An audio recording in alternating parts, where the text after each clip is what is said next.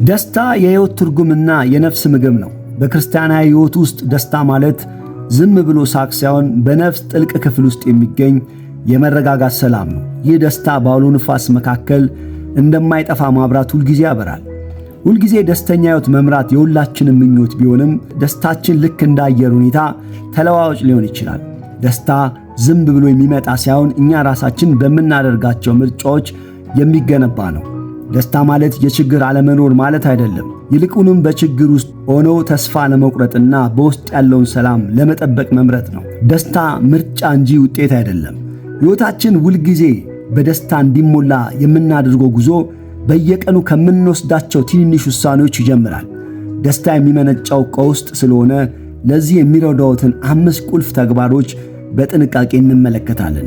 አስቀድመው ግን ቅን ልብ ካሎት ላይክ በማድረግ ይጀምሩ። ቤተሰብ ካልሆኑ ሰብስክራይብ በማድረግ ቤተሰብ ይሆኑ። አንደኛው የምስጋና ልብ። ደስታ የሚጀምረው ካለን ነገር ነው። በሕይወታችን ውስጥ ያሉትን ትንሽም ሆነ ትልልቅ በረከቶችን ማስተዋልና ማመስገን አእምሯችን በበጎ ነገር ላይ እንዲያተኩር ያደርገዋል። ምስጋና የጭንቀትና የሐዘን መድኃኒት ነው። ምስጋና የሕይወት አመለካከታችን የሚያስተካክል መነጽር ነው። ምስጋና የግድ ትልቅ ነገር ሲሳካ ብቻ የሚቀርብ አይደለም። ስለ እስትንፋስህ፣ ስላየው የጠዋት ብርሃንና ስላገኘከው ሰላማዊ ቀን ማመስገን ስትጀምር በሕይወቱ ስንት ታምራት በየቀኑ እንደሚከናወን ትረዳለህ። ጭንቀትና ምስጋና በአንድ ልብ ውስጥ አብረው ለመኖር ይቸገራሉ። ልብህ በምስጋና ሲሞላ ለፍርሃትና ለጭንቀት የሚሆን ቦታ አይኖርህም። ምክንያቱም ምስጋና ከዚህ በፊት የረዳኝ ዛሬም ይረዳኛል የሚል እምነት በውስጣችን ይዘራል። ሕይወት እንደ ሙዚቃ ናት። ምስጋና ደግሞ የዚያ ሙዚቃ ጣፋጭ ዜማ ነው። መቀኘት ያለብህ በደረሰብህ ቁስል ላይ ሳይሆን በተደረገልህ ምሕረት ላይ ይሁን። ምስጋና በልቡ ሲነግስ አንደበትህ ቅሬታን ትቶ ደስታን ይሞላል። ምስጋና ካለበት ሁኔታ ወደምትመኘው ሰላም የሚያሻግር ድልድይ ነው። ገና ለሚሆነው መልካም ነገር አስቀድሞ ማመስገን ተራራን የሚያክል ጭንቀት ወደ ሜዳ ይለውጧል። ትናንት የረዳ እግዚአብሔር ዛሬም እንደማይተው ማሰብ ልብህ በደስታ እንዲሞቅ ያደርገዋል። ምስጋና ከንፈር ላይ ሳይሆን ልብ ላይ ሲታተም ሕይወት ሁልጊዜ እንደ አዲስ አበባ ይፈካል። ደስታክ የማይነጥፍ ወንዝ ይሆናል። በነገር ሁሉ በጸሎትና በምልጃ ከምስጋና ጋር ልመናችሁን በእግዚአብሔር ፊት አስታውቁ እንጂ በአንዳች አትጨነቁ ይላል ቅዱሱ ቃል ፊልጵስዩስ ምዕራፍ 4 ቁጥር 6። ሁለተኛው ደስተኛ ሕይወት እንዲኖር የሚረዳ በአሁን ጊዜ መኖር ነው። ስለ ትናንትናው ስህተት መቆጨት ወይም ስለ ነገው መጨነቅ የዛሬን ደስታ ይሰርቃል። ያለፈውን ይቅር ብሎ ለነገው ደግሞ በሙሉ ተስፋ በመጠባበቅ ዛሬን በአግባብና በደስታ መኖር ይገባል። ብዙ ጊዜ ደስታችንን የሚሰርቀው ባለፈው ስህተት በመጸጸት ወይም በደረሰብን በደል ላይ በማተኮር ነው። በአሁን ጊዜ መኖር ማለት ትላንትን ለእግዚአብሔር ምሕረት ሰጥቶ ዛሬም በአዲስ ተስፋ መጀመር ነው። ትላንት ትምህርት እንጂ እስር ቤት ሊሆን አይገባም። ነገ ገና አልተወለደም፣ በእኛ ቁጥጥር ስርም አይደለም። ስለ ነገ አትጨነቁ የሚለው የመጽሐፍ ቅዱስ ጥቅስ በአሁን ጊዜ እንድንኖር የሚያበረታታ ነው። የነገውን ጭንቀት ለነገ ትተህ የዛሬን ጸጋና በረከት ማስተዋል የልብን ደስታ ይሰጣል። በእጃችን ያለችው ብቸኛው እርግጠኛ ሰዓት አሁን ናት። አሁን የምትተነፍሰው አየር፣ አሁን ባጠገብ ያሉ ሰዎች፣ አሁን የተሰጠ ዕድል ሁሉ ትልቅ ዋጋ አላቸው። እነዚህን ትንንሽ ስጦታዎች ማስተዋል ስትጀምር ሕይወትህ በሰላምና በደስታ ይሞላል። በአሁን ጊዜ መኖር ማለት በእግዚአብሔር ጥበቃ ስር መሆን ማለት ነው። አሁን በዚህ ሰዓት እግዚአብሔር ከኔ ጋር ነው ብሎ ማሰብ ፍርሃትን ያርቃል። ይህ እምነት ደግሞ ዛሬም በድፍረትና በደስታ እንድንኖር ያደርገናል። ጭንቀት ሁልጊዜ የሚኖረው ወደፊት ነው፣ ጸጸት ደግሞ ወደ ኋላ። በአሁን ቅጽበት ውስጥ ግን ሰላም አለ። በአሁን ጊዜ መኖር ማለት ሰነፍ መሆን ወይም ስለ ነገ አለማቀድ ማለት አይደለም። ይልቁንም ለነገው ውጤት ዋስትና የሚሆነውን የዛሬን ተግባር በጥረት መፈጸም ነው። ዛሬ የምትዘራው ዘር የነገውን ምርት ይወስኗል። ትላንት ታሪክ ነው፣ ነገ ምስጢር ነው፣ ዛሬ ስጦታ ነው። ደስታ ማለት በሄድክበት ቦታ ሁሉ አሁንን በፈገግታ መቀበል ነው። ሦስተኛው ጊዜ የደስታ ሕይወት ለመምራት ለሌሎች መልካም ማድረግ። ደስታ የሚገኘው በመቀበል ብቻ ሳይሆን በመስጠት ጭምር ነው። ሌሎችን መርዳት፣ ማበረታታትና ፍቅርን ማካፈል ለራስ ሕይወት ትርጉም ይሰጣል። ይህ የፍቅር ተግባር በውስጣችን ጥልቅ የሆነ እርካታን ይፈጥራል። ለሌሎች መልካም ማድረግ ማለት በሰው ልብ ውስጥ ተስፋን መዝራትና የራስን ሕይወት በትክክለኛ መሠረት ላይ መገንባት ማለት ነው። መስጠት የነገን በር የሚከፍት በረከትን የሚስብና ሕይወትን ፍሬያማ የሚያደርግ ምስጢር ነው። ስጡ ይሰጣችሁማል፣ በምትሰፍሩት መስፈሪያ ተመልሶ ይሰፍርላችኋል ይላል ሉቃስ ምዕራፍ 6 ቁጥር 35። ስትሰጥ እጅ ብቻ ሳይሆን ልብም ይለዝባል። ይህም ለዘላቂ ደስታ ትልቅ መንገድ ነው። መስጠት ማለት የግድ ቁሳቁስን ማካፈል ብቻ አይደለም። አንዳንዴ በደግነት የተሞላች አንዲት ቃል፣ የሚራራ ልብ ወይም ለተጨነቀ ሰው የሚሰጥ ጥቂት ደቂቃ ከወርቅ በላይ ዋጋ አላቸው። ስንሰጥ ደግሞ ከምንሰጠው በላይ እጥፍ ደስታ ወደ ውስጣችን እናስገባለን። ለሌሎች መልካም ማድረግ የእምነት ፍሬ ነው። በዙሪያችን ያሉትን ሰዎች መውደድና በችግራቸው መድረስ በውስጣችን ጥልቅ የሆነ መንፈሳዊ እርካታን ይፈጥራል። መጽሐፍ ቅዱስ የማካፈል ዋጋ የሚለካው በብዛት ሳይሆን በልብ ትርታ እንደሆነ ያስተምራል።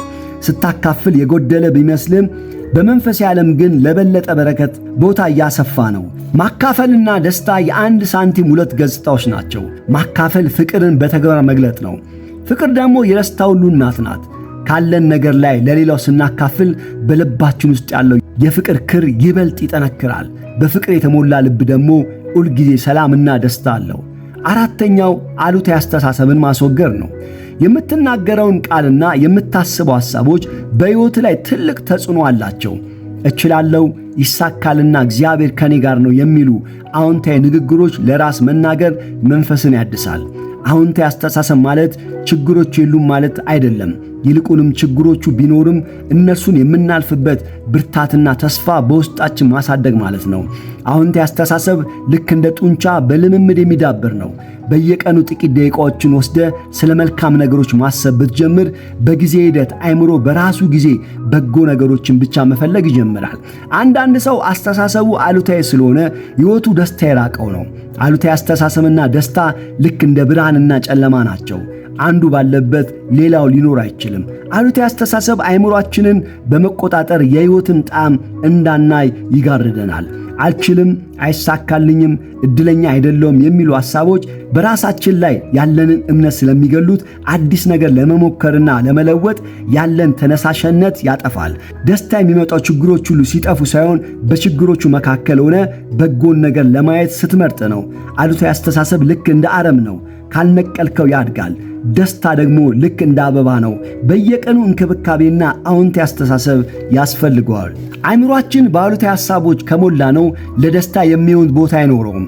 ስለዚህ መጥፎ ሐሳቦች ሲመጡ በሩን መዝጋትና በበጎ ተስፋ መተካት የሁል ጊዜ ሥራችን ሊሆን ይገባል። አምስተኛው በጌታ መደሰት ነው። ሁል ጊዜ በጌታ ደስ ይበላችሁ ይላል ፊልጵስዩስ ምዕራፍ 4 ቁጥር 4። በክርስትና አስተምሮ በጌታ መደሰት የሚለው ሐሳብ ከሁኔታዎች በላይ የሆነ በውስጣዊ ሰላምና በእግዚአብሔር ማንነት ላይ የተመሰረተ ጥልቅ ደስታን ያመለክታል። ዓለማዊ ደስታ በምቹ ሁኔታዎች፣ በስኬት፣ በቁሳቁስ ላይ የተመሰረተ ነው። በጌታ መደሰት ግን ሁኔታዎቹ አስቸጋሪ በሚሆኑበት ጊዜ እንኳን የማይጠፋ ደስታ ነው። ይህ ደስታ የሚመነጨው እግዚአብሔር ማን እንደሆነ፣ ምን ያህል እንደሚወደንና ሁልጊዜም ከኛ ጋር እንደሆነ ካለን ዕውቀት ነው። በጌታ መደሰት በሰው ጥረት ብቻ የሚመጣ ሳይሆን በመንፈስ ቅዱስ አማካይነት በልባችን ውስጥ የሚፈስ የጸጋ ስጦታ ነው። አንድ መርከብ በባህር ላይ ማዕበል ቢመታውም መርከቡ የማይሰምጠው ውሃ ወደ ውስጥ ካልገባ ነው። በጌታ መደሰት ማለት በውጭ ያለው የዓለም መከራና ማዕበል ወደ ውስጣችን እንዳይገባ በጌታ ሰላም ልባችንን ስንጠብቅ ብቻ ነው። እውነተኛና ዘላቂ ደስታ የሚገኘው ከጌታ ጋር ባለን ግንኙነት ብቻ ነው። ዓለም በውካታና በጭንቀት ብትሞላም ወደ ጌታ የቀረበ ሰው በውስጡ ጥልቅ የሆነ እረፍትና ደስታን ያገኛል። ወደ ጌታ መቅረብና ደስታ ያላቸው ዝምድና ልክ እንደ ምንጭና ወንዝ ነው። የደስታ ምንጭ ጌታ ባለበት ቦታ ሁሉ ደስታ ሞልቶ ይፈሳል። ከጌታ ጋር መቀራረብ በሰው ሕይወት ውስጥ የሚገኝ ትልቁ ሰላምና የማይጠፋ የደስታ ምንጭ ነው። ከጌታ ጋር የምታሳልፈው እያንዳንዱ ደቂቃ በሕይወት ላይ ትልቅ ትርጉም ይጨምራል። እርሱ ካንተ በጣም ቅርብ ነው። ልብን ስትከፍትለት ደስታው እንደ ወንዝ በውስጥ ይፈሳል። አስታውስ፣ በጌታ መደሰት በውስጣችን ያለውን ሰላም፣ ተስፋ፣ ብርታት የሚያድስ ድንቅ ስጦታ ነው። አንተ ውድ ነህ።